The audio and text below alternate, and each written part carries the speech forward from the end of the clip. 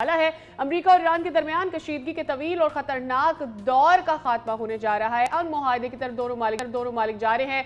वजीर आजम मियां शहबाज शरीफ ने मुआहदे का ऐलान करते हुए कहा है कि बाज़ाब्ता दस्तखत की तकरीब 19 जून को स्विट्जरलैंड में मुनक्किद होनी है।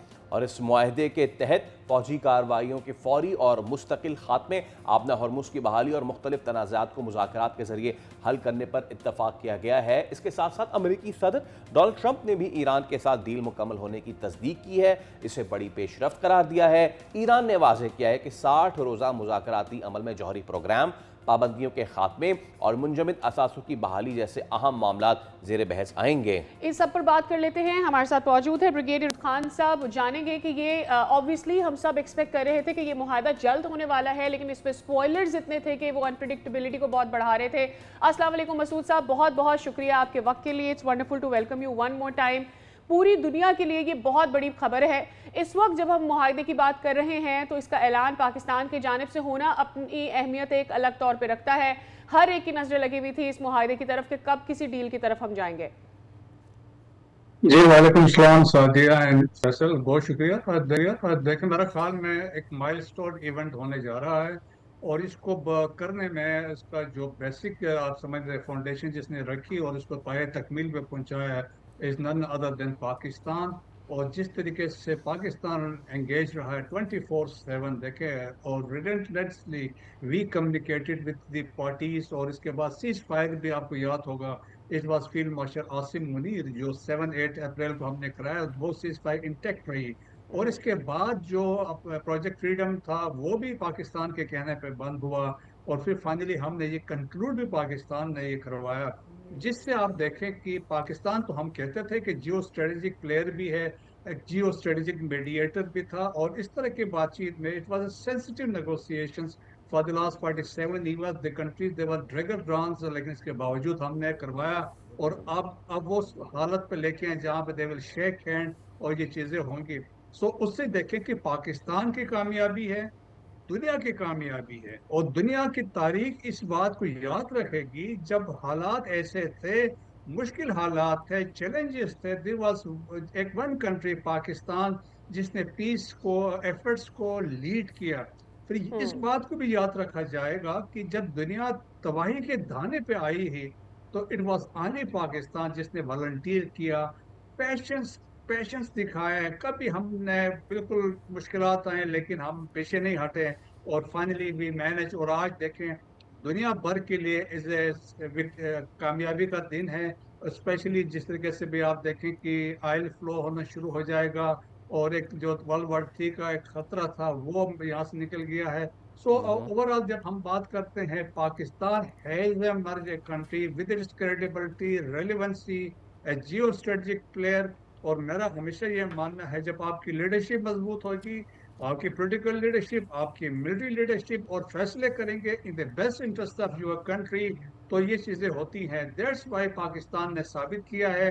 आज दुनिया भर के तमाम ममालिक आप देखें पाकिस्तान की तरफ देख रहे हैं कि कि इनको भी मदद की जाए। और आप देखेंगे, मुझे यकीन है कि फ्यूचर में आप ऐसा होगा कि ईरान और जीसीसी कंट्रीज के दरमियान भी जो मिसअंडरस्टैंडिंग्स है वो भी पाकिस्तान सेटल अच्छा, करवाए। मैं इस पे आपसे पूछने ही लगा था balance of power middle east का क्या होगा, लेकिन मैं उस सवाल को मौखर करके ये ज़रूर आपसे पूछना चाहूँगा कि दोनों बेलिजरेंट्स, इसराइल को एक तरफ रखिए, लेकिन जो दोनों बेलिजरेंट्स थे यूएसए और ईरान, इस तमाम तर 100 रोज़ा जंग के बाद किसके लिए क्या गेन और क्या लॉस रहा?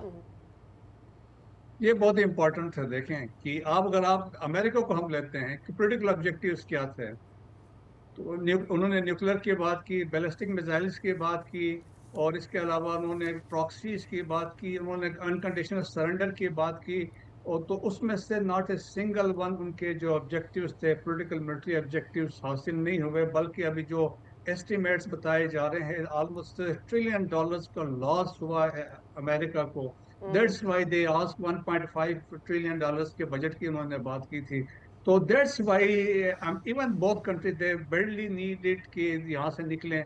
और फिर इसी तरह इसराइल को भी आप देख लें कि उनको भी बड़ा नुकसान हुआ। उनकी भी ख्वाहिश थी कि प्रॉक्सीज का हो, न्यूक्लियर का हो, बैलिस्टिक मिसाइल्स का हो, लेकिन उसमें भी वो कामयाब नहीं हुए। ईरान के देखें कि क्या हुआ, कि ईरान को नुकसान तो हुआ वो $300 बिलियन का, लेकिन आपके देखें बैलिस्टिक मिसाइल की कोई भी कहीं भी बात नहीं हो रही है। उनके nuclear installation are still intact, Hezbollah is there, proxies are there, वहाँ पे वो मौजूद हैं। तो वो जो रजीम जो चेंज करना चाह रहे थे नहीं हुई, रजीम जो है वही उधरी से लोग चेंज हुए हैं, लेकिन मोर ज्यादा हार्ड लाइनर इसमें आ गए हैं।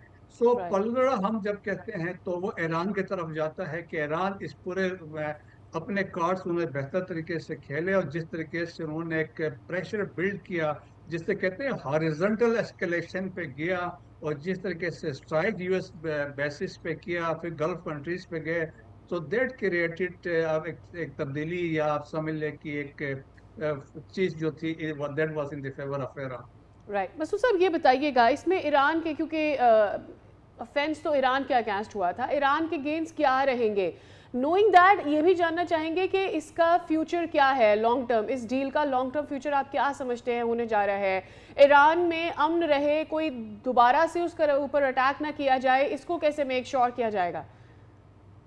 देखिए मेरे ख्याल में सिंस अभी ये तो बिगेस्ट एमओयू है, और इसमें आल्सो उन्होंने बात की है तमाम टर्मिनेशन ऑफ जो हॉस्टिलिटीज की बात की है on all fronts. Most importantly इसमें लेबनान शामिल किया गया है, जो अगर आपको याद हो पाकिस्तान ने पहली दफा उसमें जब सीज फायर की बात हुई तो बात की गई थी, तो उसमें ये है। और लेकिन अब उन्होंने कहा इसके बाद जो टेक्निकल डिटेल्स से वर्कआउट होंगे, they will go for a permanent जो एग्रीमेंट होगा, उसमें तमाम मॉडलिटीज दे विल डिस्कस, जिसमें न्यूक्लियर भी शामिल होगा, और इसके बाद स्ट्रेट ऑफ हॉर्मुज में अगर मैकेनिज्म की अगर कोई बातचीत होती है उस पर होगा, एसेट्स की बात होगी, सेक्शंस की बात होगी, और विद जीसीसी कंट्रीज के साथ ताल्लुकात पे यकीनन उस पर बातचीत होगी। सो मेरा ख्याल में वो तमाम इश्यूज, लेकिन आप देखेंगे कि जीसीसी कंट्रीज में भी आप देखें कि Saudis were on board, Qataris were on board, इसी तरह बाकी बात से तुर्किया भी ऑन बोर्ड था। और अब रिसेंटली इतलात आई है कि यूएई ने भी अंडरहैंड कोशिश की है, अपना आप को दोबारा रिप्रोचमा करने की कोशिश की है विद ईरान। सो मेरे ख्याल में जोग्राफी आप चेंज नहीं कर सकते हैं। It is important for the GCC countries कि they should understand the ground realities, और अपना आप वहाँ पे पीसफुल को एग्जिस्टेंस की बात करें। This is what China propagate करता रहा है for the middle eastern countries. If you allow me, आपके इस कमेंट से I will head back to my question जो मैं आपसे करना चाह रहा था। ये तमाम तर मामला हो गया, वज़ीर आज़म ने शुक्रिया इसमें किया है, कतर का भी और सऊदी अरब का भी, और जो आपने यूरोप्रोशमा की भी बात की है। विद दैट मिडिल ईस्ट में बैलेंस ऑफ पावर किस तरफ जाती देख रहे हैं, क्या नई लाइंस बनते देख रहे हैं आप? जी हाँ, देखें कि एक तो चीज साबित हो गई, Iran has emerge a powerful country in the west Asia, और जिस तरीके से उन्होंने हैंडल किया है, आप देखें इसराइल को भी हैंडल किया है, अमेरिका को भी हैंडल किया है, that is one thing. But at the same time देखें कि ईरान जो है जिस तरह अपने ताल्लुकात उन्होंने सऊदीज के साथ, जिस तरीके से अंडरस्टैंडिंग एस्टेब्लिश हुई, तुर्किया के साथ हुई, इजिप्ट के साथ हुई है। सो एक एक सऊदीज ने एक आइडिया भी रिसेंटली दिया था, उनके फॉरेन मिनिस्टर ने हेलसिंकी मॉडल की बात की थी, जो एक 1975 में हुआ था between the Soviet block and western block के दरमियान, जब कोल्ड वॉर चल रही थी। सो उसमें एक एग्रीमेंट हुआ हेलसिंकी फिनलैंड में। उसमें ये बात की गई थी कि भाई कि एक दूसरे की सोवरेनिटी को ऑनर किया जाएगा, that is one thing. So it was a sort of a non aggression pact, जिसमें उन्होंने साइन किया एक दूसरे पर हमला नहीं करेंगे। तो उन्होंने ये फ्लोट किया है कि हम आपस में बैठ के ईरान के साथ इस तरह की एक अंडरस्टैंडिंग कर सकते हैं। सो लाइकली है फ्यूचर में आप देखें, क्योंकि अभी अगर आप यूएई के पास देखें, उनके जो आज हालात और वाकयात हैं यूएई के अंदर, आप देखें दी स्विट्जरलैंड ऑफ ईस्ट की बात हो रही थी, टूरिज्म हब, इन्वेस्टमेंट की बात हो रही थी, अब वो हालात वहाँ पे नहीं रहे हैं। उनकी अब डोमेस्टिक जो ग्रॉस जीडीपी है वो गिर गई है, लोग वहां से निकल गए हैं, पैसे लेके गए हैं।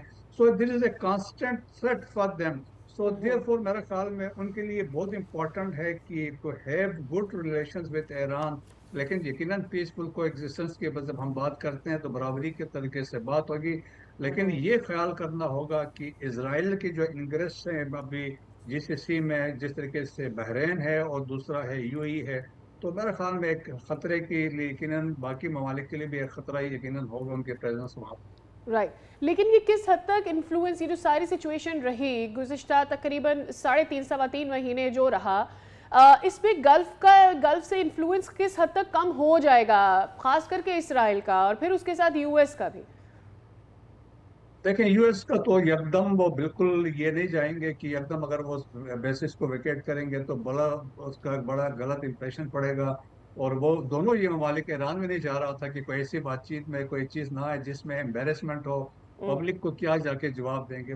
मेरे ख्याल में ग्रेजुअली आप देखेंगे, क्योंकि सऊदीज ने, कतरीज ने, दे रिफ्यूज कि आप हमारे बेसिस को यूज ना करें, उन्होंने रिफ्यूज कर दिया था। तो मेरा ख्याल अब ये रियलाइजेशन है। और फिर दैट्स वाई आप देखें ना कि उन्होंने सऊदीज ने पाकिस्तान के साथ एग्रीमेंट किया है, और उनकी रियलाइजेशन है कि जब जंग हुई, वक्त आया तो इसराइल के प्रोटेक्शन अमेरिका ने की, इनकी नहीं की।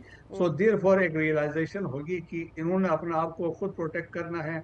और फिर इन्होंने अब ये खैर वहां से निकल नहीं सकते हैं इसराइल के साथ, जिस तरह के ताल्लुकात यूएई के हो चुके हैं या बहरैन के हो चुके हैं। लेकिन उनके लिए अब समय this is A hanging sword कि अगर ये ज्यादा इंटरेस्ट लेते हैं और वहां से अगर यूएई के अंदर से या बहरैन के अंदर से बैठ के वो ऑपरेट करते हैं, या कोई ऐसा वाकया करते हैं, कोई targeted assassination, they are famous for that, या कोई फॉल्स फ्लैग करते हैं, तो फिर चीजें मुश्किलात हो सकती हैं। और अभी भी आप देखें इस पूरी जंग के दरमियान में सबसे ज्यादा बैलिस्टिक मिसाइल्स जो फायर हुए हैं वो यूएई पे हुए हैं। जी। अराउंड 500 प्लस थे, 2000 प्लस ड्रोन्स के हमले हुए हैं, इसराइल से ज्यादा हुए हैं। तो क्योंकि यूएई की सॉइल वाज यूज। तो मेरे ख्याल में रियलाइजेशन सबको होगी, अगर आपने पीसफुल को एग्जिस्टेंस करना है, अपने इकोनॉमी को बढ़ाना है, अपना जिस तरह आपने आपको एस्टेब्लिश किया था उसके लिए बहुत जरूरी है कि आप अपने स्पेस को या सॉइल को, लाइक अफगानिस्तान कि अब इंडिया भी आके बैठ गया है, दूसरे दहशतगर्द तंजीमें भी आ गई हैं, वो यूज कर रहे हैं। तो ये ना हो कि फ्यूचर में कि यूएई या बहरीन यूज।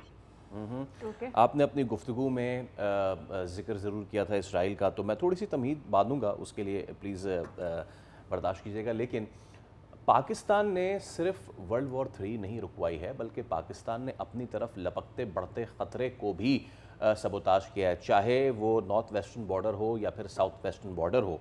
और अगर तो इसराइल इसमें खाकम बदन कामयाब हो जाता तो इसराइल का बॉर्डर आपको मुझसे ज़्यादा बेहतर पता है वो कहाँ तक खींच के ले आता। ठीक है, बलूचिस्तान में जो भी सूरत हाल चल रही है, इंडिया इसराइल का नेक्सस है, क्या हम ये समझें कि ये चीज़ करके पाकिस्तान ने ईरान अमेरिका जंग रुकवा के, मुआहिदा करवा के दुनिया के साथ साथ अपना भी भला किया है, और वो जो अपना भला हमने किया है वो कितना देर पा आप समझते हैं?